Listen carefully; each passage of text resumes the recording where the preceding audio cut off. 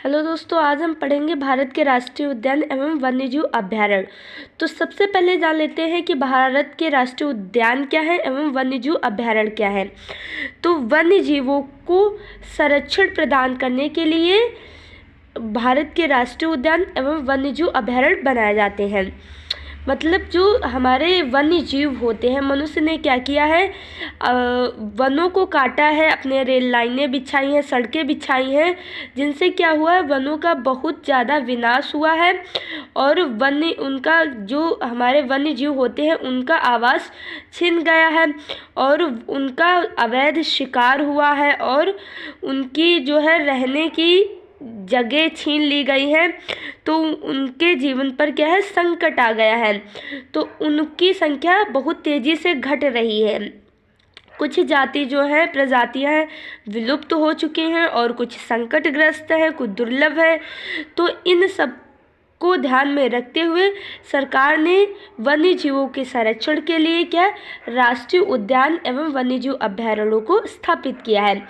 तो सबसे पहले जान लेते हैं कि राष्ट्रीय उद्यान और वन्यजीव अभयारण्य इनका अलग अलग नाम क्यों है।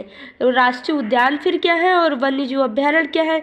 तो राष्ट्रीय उद्यान जो होते हैं वो क्या होते हैं, जो सरकार के द्वारा बनाए जाते हैं, उसमें जो कोई भी जो मानव होता, कोई भी व्यक्ति होता है, उसमें क्या होता है, किसी भी मनुष्य का किसी भी मानव की गतिविधि की का जो है आदेश नहीं होता है, अनुमति नहीं होती है।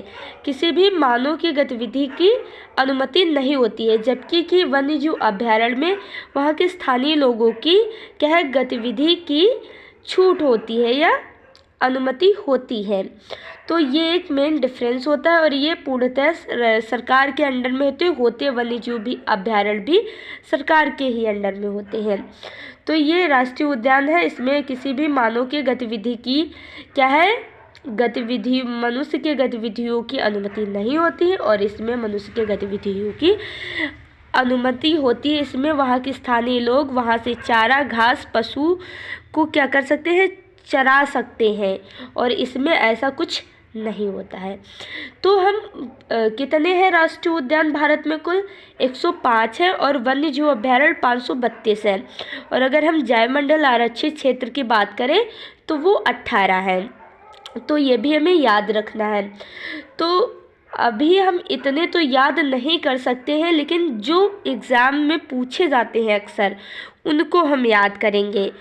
तो सबसे पहले हम जम्मू कश्मीर के, हमने स्टेट बाय स्टेट अलग लिखा हुआ है।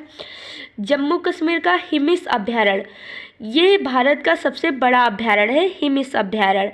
दूसरा दाची गाम राष्ट्रीय उद्यान, सलीम अली राष्ट्रीय उद्यान, किश्तवाड़ राष्ट्रीय उद्यान। तो ये चार हमें क्या है, एक अभयारण्य और 4 राष्ट्रीय उद्यानों को याद रखना है जम्मू कश्मीर से। फिर क्या है, हरिके झील वेटलैंड राष्ट्रीय उद्यान, ये कहाँ पे, पंजाब से सिर्फ हमें एक याद रखना है, हरिके झील वेटलैंड राष्ट्रीय उद्यान। फिर अगला है राजस्थान, राजस्थान से हमें याद रखना है केवलादेव राष्ट्रीय उद्यान, रणथंभौर राष्ट्रीय उद्यान, सरिस्का राष्ट्रीय उद्यान और मरुस्थली राष्ट्रीय उद्यान। तो मरुस्थली क्यों, क्योंकि यहाँ पे मरुस्थल होता है, तो हमें ये मरुस्थली याद रखना।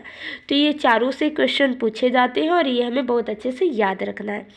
फिर आगे हम देखते हैं गुजरात से गिर राष्ट्रीय उद्यान, ये इससे बहुत बार क्वेश्चन पूछे जाते हैं गिर राष्ट्रीय उद्यान से। गिर राष्ट्रीय उद्यान एशियाई शेरों के लिए प्रसिद्ध है। फिर अगला नल सरोवर राष्ट्रीय उद्यान गुजरात में। मरीन कच्छ की खाड़ी, ये कच्छ की खाड़ी होती है, तो हमें क्या याद रखना, मरीन राष्ट्रीय उद्यान। कच्छ का रण राष्ट्रीय उद्यान। फिर महाराष्ट्र, महाराष्ट्र हमें याद रखना तंसा राष्ट्रीय उद्यान, बोरीवली राष्ट्रीय उद्यान। कर्नाटक की ओर बढ़ते हैं, कर्नाटक से हमें याद रखना है बांदीपुर राष्ट्रीय उद्यान और नागरहोल राष्ट्रीय उद्यान। तो ये हमें 2 याद रखना है। गोवा की बात करें, सलीम अली पक्षी अभयारण्य। अगर पूछता है सलीम अली राष्ट्रीय उद्यान तो जम्मू कश्मीर को लगाना है। अगर पूछते हैं सलीम अली पक्षी अभ्यारण्य तो गोवा को लगाना है। फिर केरल से बहुत पूछे जाते हैं। केरल से साइलेंट वैली राष्ट्रीय उद्यान, शांत घाटी राष्ट्रीय उद्यान, पेरियार राष्ट्रीय उद्यान, एर्नाकुलम राष्ट्रीय उद्यान, इडुक्की राष्ट्रीय उद्यान और अन्नामलाई राष्ट्रीय उद्यान। तो ये हमें गोवा से याद रखना है। कहाँ से याद रखना है? गोवा से, केरल से याद रखना। गोवा से सिर्फ हमें 2 याद रखना है, नागरहोल और सलीम अली पक्षी अभ्यारण्य। नहीं, नागरहोल तो उसका कर्नाटक का है। क्या है? बांदीपुर और नागरहोल कर्नाटक से। गोवा से हमें याद रखना है सलीम अली पक्षी अभ्यारण्य। फिर आगे बढ़ते हैं उत्तराखंड से हमें 4 याद रखने हैं।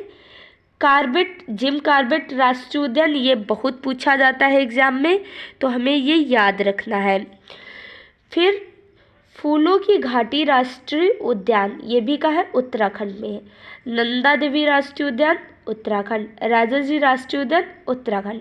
यूपी उत्तर प्रदेश की बात करें तो दुधवा राष्ट्रीय उद्यान, चंद्रप्रभा वन्यजीव बिहारी, ये 2 में याद रखना है। सिक्किम की बात करते हैं तो सिक्किम की कंचनजंगा राष्ट्रीय उद्यान 1 ही याद रखना है। फिर बिहार की बात करें तो कैमूर अभ्यारण्य। अरुणाचल प्रदेश नामदफा राष्ट्रीय उद्यान और पखुई अभ्यारण्य 2 याद रखना है। अगर हम असम की बात करें, मानस राष्ट्रीय उद्यान, ये मानस बहुत बार पूछा जाता है। यहाँ पे जैसे कि जंगली भैंसा, गैंडा और जो होता है जो गैंडा और घड़ियाल, इन सबको क्या होता है? यहाँ पर संरक्षण प्रदान होता है। अगर हम काजीरंगा राष्ट्रीय उद्यान और नामेरी राष्ट्रीय उद्यान 3 याद रखने हैं हमें। फिर अगला है मणिपुर केबुल लामजाओ, विश्व का एकमात्र तैरता हुआ राष्ट्रीय उद्यान है। कौन सा? केबुल लामजाओ। तो ये हमें यहाँ से याद रखना, ये तैरता हुआ। क्या? तैरता हुआ।